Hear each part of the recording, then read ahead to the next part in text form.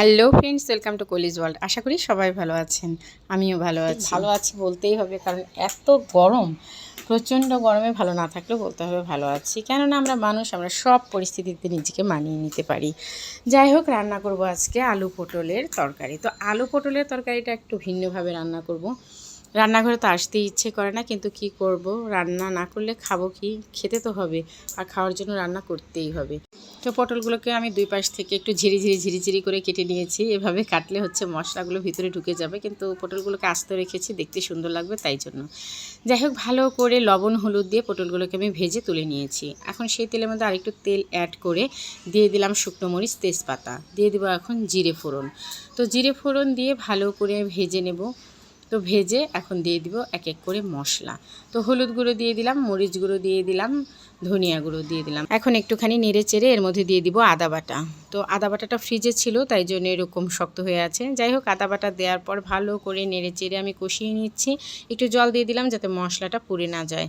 যাই হোক, ভালো করে কষিয়ে এখন দিয়ে দিব এর মধ্যে আলু পটল দিয়ে আবার ভালো করে কষাবো, কারণ এই রান্নাটা হচ্ছে যত ভালো কষানো হবে রান্নাটা তত ভালো হবে। সব সময় আমি যেটা আমার ভিডিওতে বলি, আসলেই কিন্তু কথাটা একদম সত্য। যে কোনো জিনিস দেখবেন ভালো করে কষালে তার স্মেলটাই আসে অন্যরকম। এখন এর মধ্যে লবণ দিয়ে দিলাম। যাই হোক, ভালো করে কষিয়ে নিয়েছি। এখন এর মধ্যে দিয়ে দিলাম চিনি। যেহেতু নিরামিষ তরকারি, তার মধ্যে একটু চিনি না দিলে ভালো লাগে না। যাই হোক, এখন দিয়ে দিলাম কাঁচামরিচই কিন্তু পেকে গিয়েছে। এখন আরেকটু ভালো করে নেড়ে চেড়ে এর মধ্যে দিয়ে দিব জল। তো জলটা পরিমাণ মতো দিতে হবে, খুব একটা বেশিও দেওয়া যাবে না, খুব একটা কমও দেওয়া যাবে না। এই তো দিয়ে দিলাম, কারণ সেদ্ধ তো হতে হবে, পটলটাও সেদ্ধ হতে হবে, আলুটাও সেদ্ধ হতে হবে, সেই পরিমাণ জল আমি দিয়ে দিলাম। তরকারিটা ফুটে আসলে দিয়ে দিব এর মধ্যে জিরে গুঁড়ো।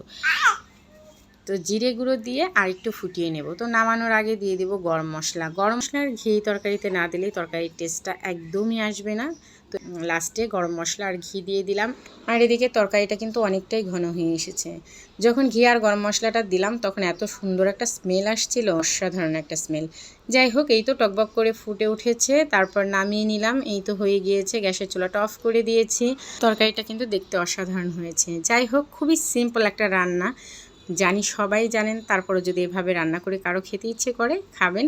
আর এদিকে রান্না করেছি ভেন্ডি ভাজি আর হচ্ছে মাংস, সাথে দিয়ে দিলাম এক টুকরো লেবু। তো শ্রীজু আমার সাথে একটু মাতব্বরি করছিল, বলছিল মা লেবুটা ভাতের উপরে না দিয়ে সাইডে দিয়ে দাও। যাই হোক, ওর কথাটাও একটু শুনলাম। আর এইদিকে হচ্ছে দিয়ে দিলাম এক গ্লাস জল। যাই হোক, সাজিয়ে গুছিয়ে দিয়েছি, এবার খাওয়ার পালা।